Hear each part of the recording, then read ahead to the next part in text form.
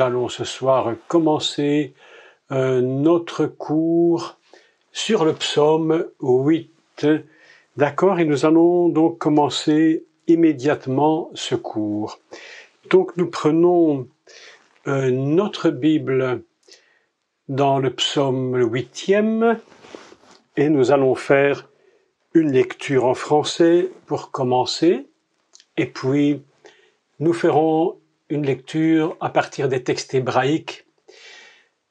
Alors je commence la lecture immédiatement, je vous laisse le temps de prendre votre Bible, à moins que vous l'ayez déjà prise, et nous lisons tout le psaume. Je ne sais pas si aujourd'hui j'aurai le temps de parler de tous les versets du psaume, parce que c'est quand même assez long, mais tout du moins, on fera tout du moins l'introduction, si ce n'est pas terminé, nous reprendrons le cours mardi prochain.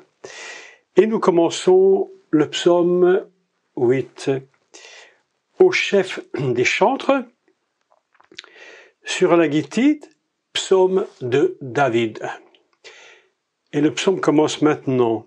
Éternel, notre Seigneur, que ton nom est magnifique sur toute la terre. Ta majesté s'élève au-dessus des cieux.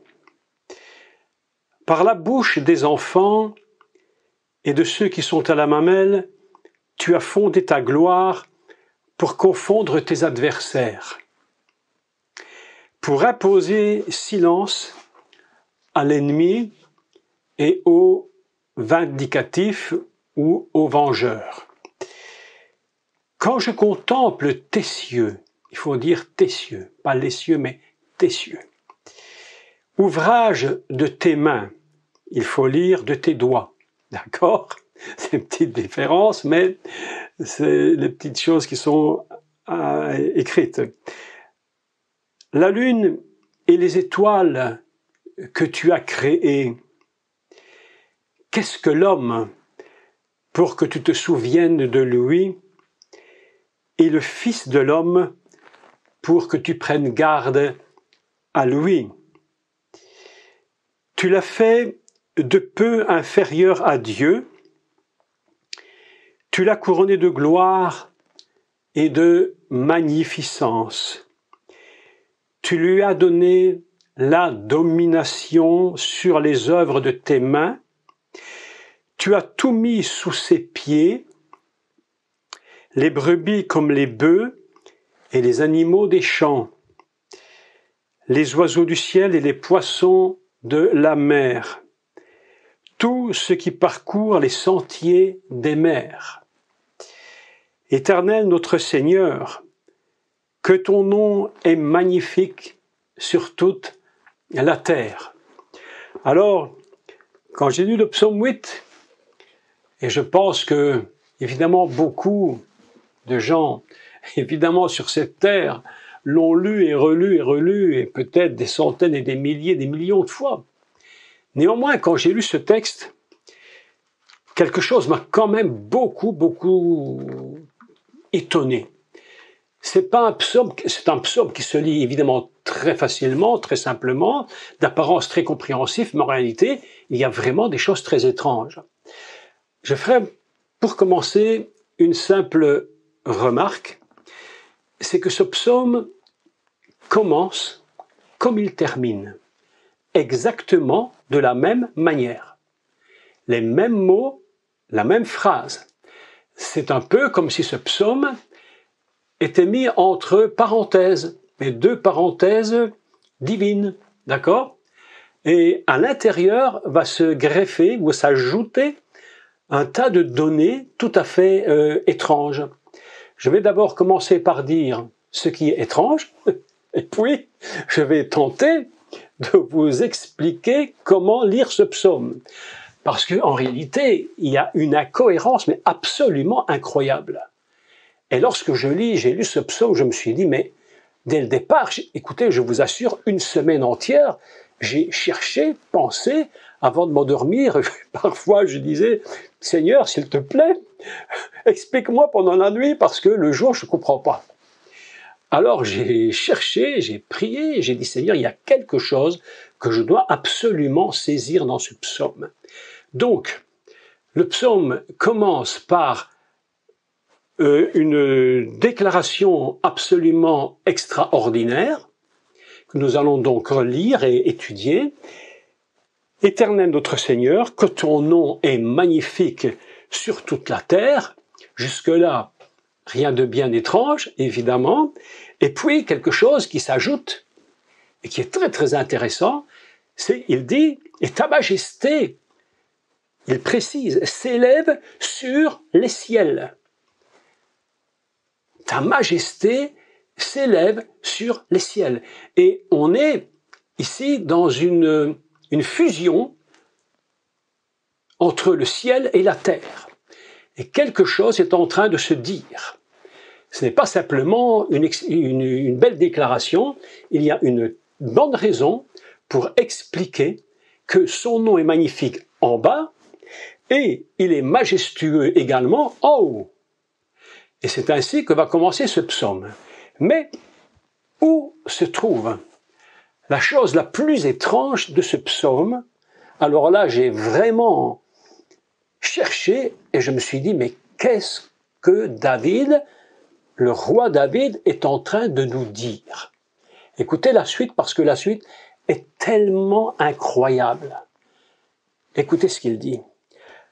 D'abord, je le lis en français, puis on va tout décortiquer en hébreu, d'accord? Pour qu'on comprenne bien le sens de ce que dit David. C'est tellement incroyable et tellement improbable. Écoutez ceci. Par la bouche des enfants et de ceux qui sont à la mamelle, donc les nourrissons, en réalité c'est le mot nourrisson en hébreu, tu as fondé ta gloire pour confondre tes adversaires. Je me suis dit, mais qu'est-ce qu'il est en train de nous raconter? Voilà quelque chose absolument incompréhensible. Par la bouche des enfants et de ceux qui sont à la mamelle, tu as fondé ta gloire afin de confondre tes adversaires. Mais je me suis dit, mais tu as fondé ta gloire. Mais lorsque tu as fondé ta gloire, lorsque tout ceci était un fondement dans la gloire, mais où étaient les enfants? Où étaient les nourrissons? Où se trouvaient-ils? Il n'y en avait pas là-haut. Au premier plan, quand on le lit, il y a quelque chose qui ne veut absolument rien dire. On a l'impression que c'est une sorte de beau poème bien dit, mais vous comprenez bien que derrière cela, il y a quelque chose qui se cache. Comment, par des enfants et des nourrissons qui sont incapables encore de parler, par la bouche de ces nourrissons, tu as fondé ta gloire? Comment est-ce possible? Toi, le Dieu qui est au-dessus de tout, et on vient nous le dire au début, tu élèves ta majesté sur les cieux, et tu me dis que si tu élèves ta majesté sur les cieux et ta gloire, c'est à cause des enfants et des nourrissons. Alors là, je me suis dit, quelque chose est vraiment très, très étrange. Et je me suis posé cette question toute la semaine, et j'ai réfléchi, j'ai dit, mais qu'est-ce qui se cache? Que se cache-t-il derrière ces mots si étranges? Et vous allez voir ce que j'ai découvert.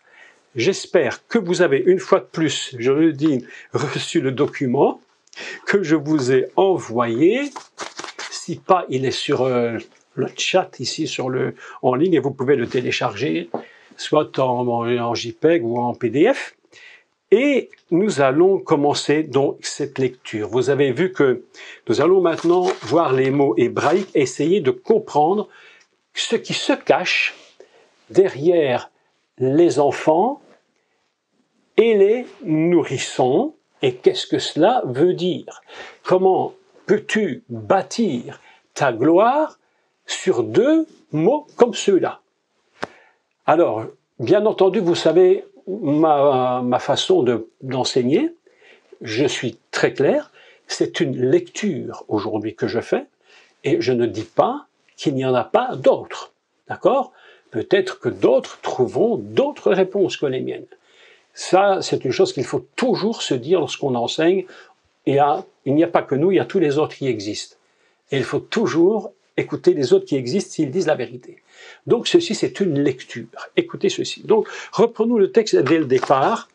Et vous l'avez en haut et en dessous, il est translittéré, donc nous pouvons le lire. Évidemment, le texte hébreu se lit de droite à gauche, la translittération se lit comme en français de gauche à droite. D'accord? Donc les mots ne sont pas les uns en dessous des autres, c'est inversé. Hein, vous me suivez bien là-dessus. Hein? Donc, Hachem a donné nous éternel. Ici, le mot est très intéressant parce que il dit Hachem Adonneinu, mais si nous regardons bien dans le texte hébraïque, il est écrit Yod He Vav He, c'est-à-dire la notion divine. Lorsque Moïse pose la question à Dieu, quel est ton nom? Yod He Vav He, l'Éternel, ce niveau extrêmement élevé, c'est divin, il dit Adonai, Adonai, et ici ils l'ont traduit Hachem, le nom. J'aime beaucoup le nom parce que il y a 2 semaines, je vous ai enseigné sur le nom, et vous savez que le nom nous envoie là-bas. Shem, c'est le nom. Sham, c'est là-bas. Donc j'aime énormément le texte hébraïque parce que lorsque l'on dit Hachem, il y a immédiatement une idée qui nous vient en tête. Où Dieu va-t-il me conduire? Quel est le but où il m'amène?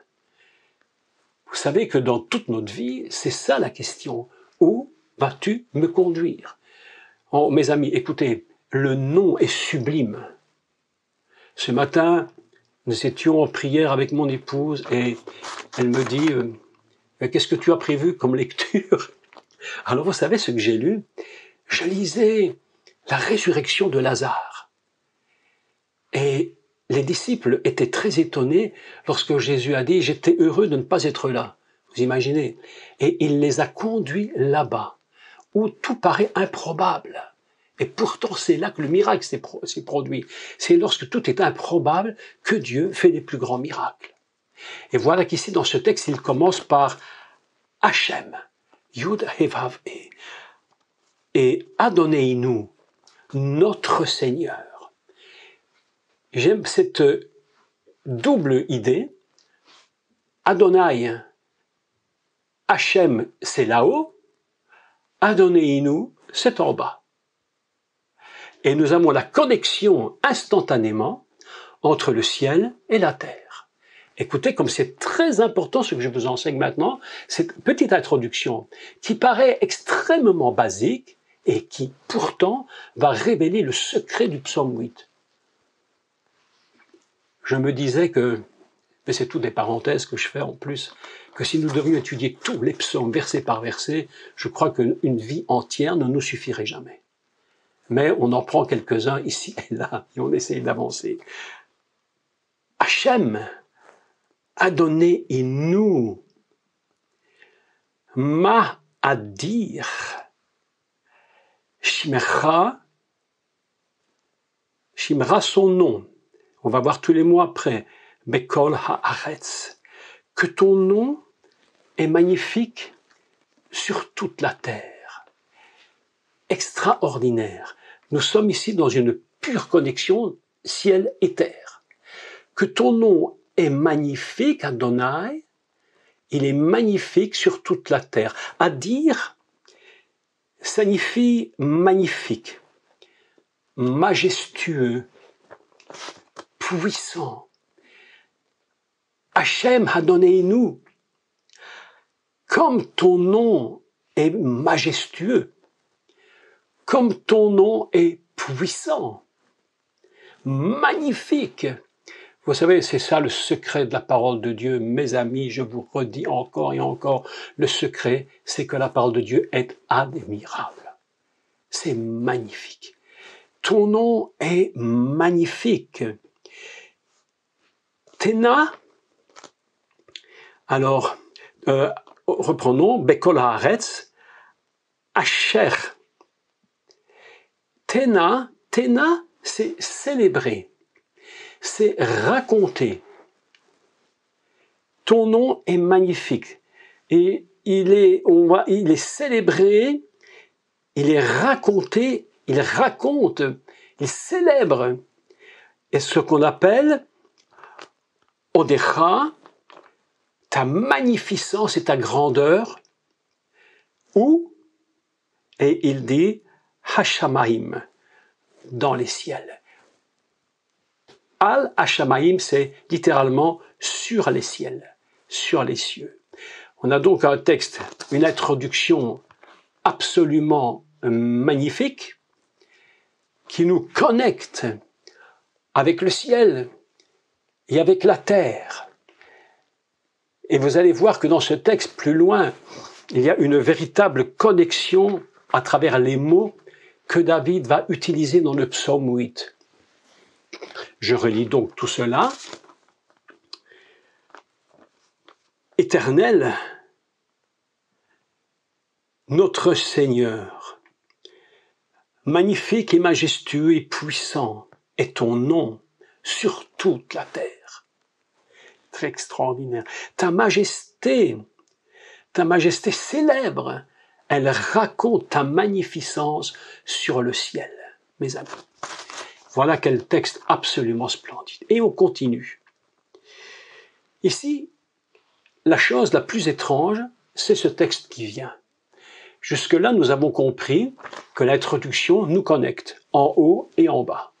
Et puis, le texte plus surprenant, c'est le suivant. Et il dit « mipi ». Mipi, c'est de la bouche. P, c'est la bouche. Mi, qui vient de mipi, de la bouche. D'accord? Quelque chose va être manifesté par l'expression. Il y a quelque chose qui va sortir à travers la notion enfant et la notion nourrisson. Ici, je voudrais vraiment attirer votre attention sur ce qui vient plus loin. Mipi, il dit olim. Olim, c'est les enfants. Je lis toute la phrase. Mipi olim, veionikim, Isadeta Oz. De la bouche des enfants Veionikim, on doit traduire, à mon avis, ce serait bien de traduire les nourrissons.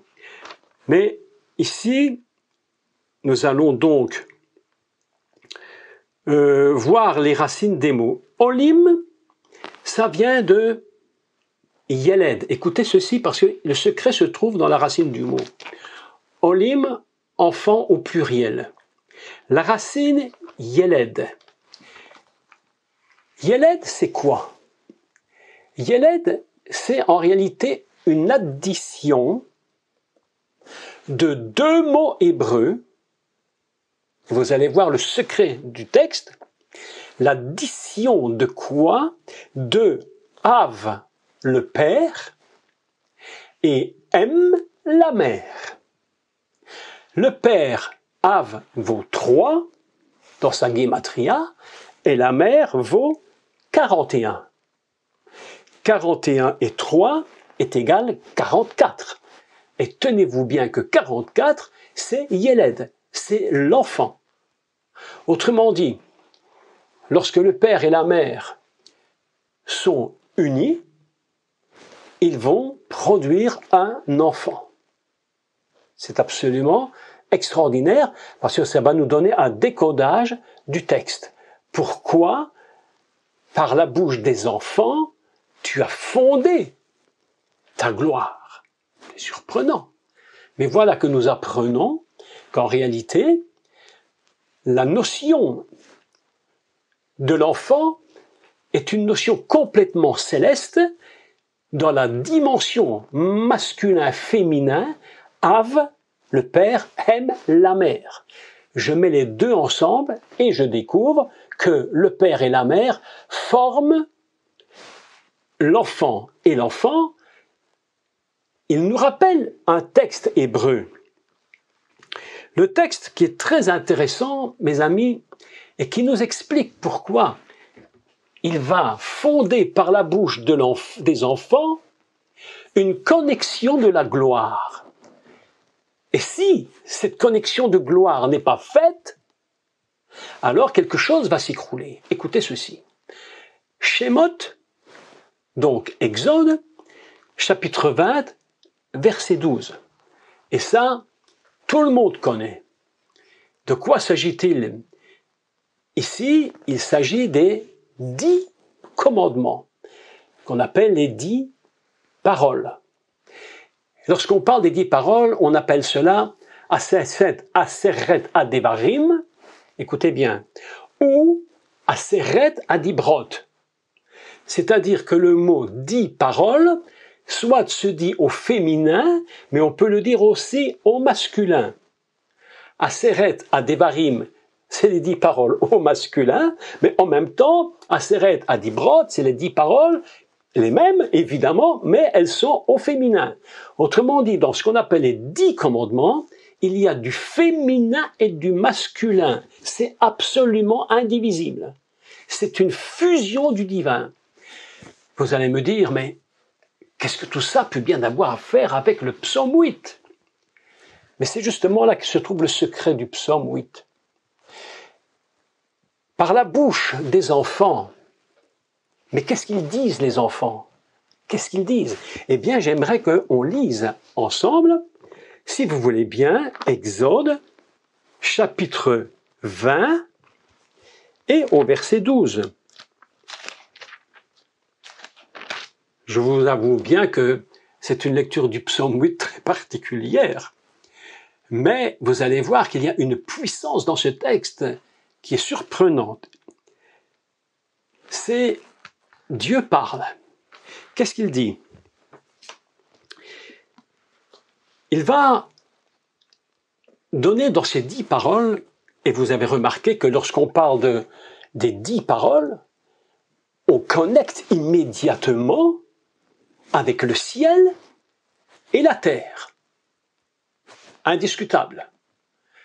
C'est Hachem et c'est Haaretz, la terre. Les 10 paroles fonctionnent entre ciel et terre. Et nous avons appris, il y a déjà des mois, si pas des années, plusieurs cours sur les 10 paroles, que, en réalité, le commandement qui touche les niveaux les plus élevés du divin, et ça c'est surprenant, et c'est très important de le comprendre, c'est justement le commandement numéro 5, et je lis « Honore ton père et ta mère ». Donc c'est bien des paroles, dire des choses sur le père et la mère, Av plus M 44, d'accord? On en est bien là. Il dit « Honore ton père et ta mère, afin que tes jours se prolongent dans le pays ». On est ici dans le pays que l'Éternel, on est avec Adonai, Hachem. Vous voyez comment on joue sur les mots, hein? Que l'Éternel te donne. Donc, on est dans une dimension très, et absolument particulière. C'est que, quand on dit honore, en réalité, le mot hébreu, c'est le mot mettre un poids, mais un poids de gloire. Alors, évidemment, on pourrait discuter longtemps sur les pères, les mères qui sont indignes. C'est pas le but. On parle uniquement du texte fondamental. Mais un poids de gloire qui, sur M et sur Av, réunis-les. Parce que toi, tu honores tes parents. Donc, tu es l'enfant. Et voilà que nous apprenons que quand on dit mipi, donc mipi, olim, par la bouche des enfants, il va y avoir une connexion directe avec le ciel. Vous comprenez, une connexion directe. Ce qui m'a beaucoup surpris dans ces 10 paroles, c'est que, en fait, la notion de connexion avec le ciel est à travers le père et la mère, et elle se trouve au début, j'allais dire, des 10 paroles, et les autres, c'est tu ne commettras point d'adultère, tu ne mentiras point, tu ne feras point, etc. Alors que En fait, en réalité, être un meurtrier, ça me paraît beaucoup plus grave.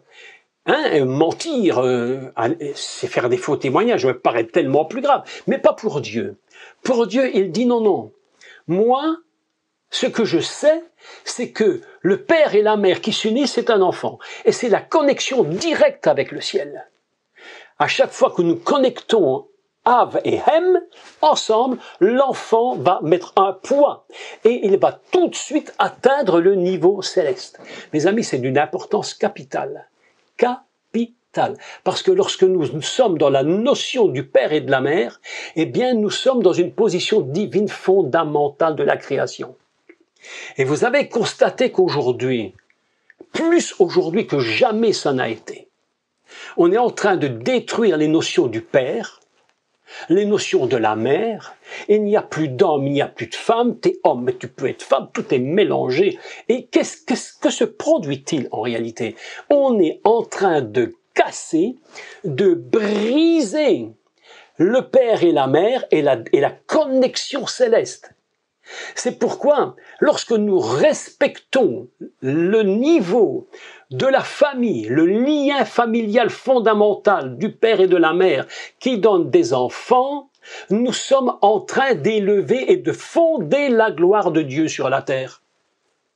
Voilà un texte incroyable, un texte fabuleux, par la bouche des enfants, mes amis, mais que c'est incroyable. Il a fondé sa sagesse. Mais c'est absolument incroyable. Vous imaginez que le monde aujourd'hui est en train de vouloir détruire la sagesse de Dieu. Je me suis dit, mais Seigneur, mais comment ce psaume 8 peut-il dire que tu as fondé ta sagesse par la bouche des enfants? En réalité, l'enfant n'est que le produit d'une fonction divine fondamentale qui est le père et la mère. Et lorsque Dieu donne les 10 paroles, elles sont à la fois féminines et à la fois masculines. Est-ce que vous me suivez dans mon raisonnement? C'est assez incroyable, assez impressionnant comme texte, n'est-ce pas? Mais la lecture que j'en fais est une lecture assez évidemment particulière et que beaucoup, bon, peut-être diront, mais comment on peut dire de telles choses? Mais pourtant, nous constatons que dans les mots et dans les racines des mots se cache le secret du fondement de la gloire. Et puis, chose absolument surprenante, c'est que Yéled, qui est enfant, donc la fusion du père et de la mère, donc vaut une valeur de 44. Et 44, vous allez voir comment c'est important. 44, c'est le mot d'âme, qui signifie sang. Donc, la fusion du père et de la mère donne un enfant qui, lui, peut déclarer ouvertement, les parents peuvent dire, il est de mon sang. 44. Et nous avons appris, dans tous les cours précédents, que la notion du sang n'est pas une notion fondamentalement terrestre d'origine, elle est complètement céleste. Donc, lorsque par la bouche des enfants se fonde la gloire du ciel et la gloire de Dieu. C'est absolument, mais incroyable. Texte extraordinaire. Et puis, nous avons un autre mot qui vaut également 44, c'est le mot « talé ».